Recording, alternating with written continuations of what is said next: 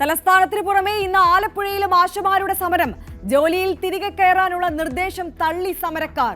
ആലപ്പുഴയിൽ കളക്ടറേറ്റിലേക്ക് മാർച്ച്. സെക്രട്ടേറിയറ്റിന് മുന്നിലെ സമരം 18ാം ദിവസം. കേന്ദ്രാവഗണന ആരോപിച്ച് CITUവിന്റെ ബദൽ സമരവും ഇന്ന്. കോഴിക്കോട് പാസ്പോർട്ട് ഓഫീസിലേക്ക് മാർച്ച്.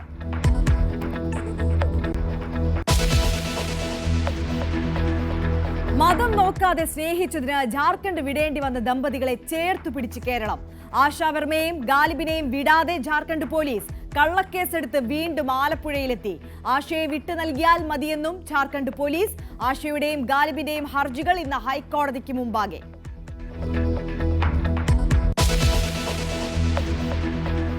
അഞ്ചാം അമൃത് സ്നാനത്തോടെ മഹാകുംഭമേളയ്ക്ക് സമാപനം. പങ്കെടുത്തവരോടും പ്രയാഗ്രാജ് ജനതയോടും നന്ദി പറഞ്ഞ UP മുഖ്യമന്ത്രി യോഗി ആദിത്യനാഥ്.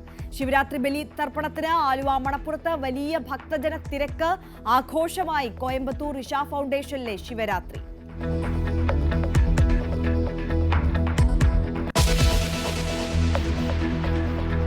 വെഞ്ഞാറമൂട് കൂട്ടക്കുരുതിയിൽ പ്രതി അഫാന്റെ അറസ്റ്റ് ഉടൻ രേഖപ്പെടുത്തും. കടബാധിതയെന്ന മൊഴി വിശ്വസിക്കാതെ പോലീസ്. ആശുപത്രിയിലെ നിരീക്ഷണ സമയം കഴിഞ്ഞ് വിശദമായി ചോദ്യം ചെയ്യും.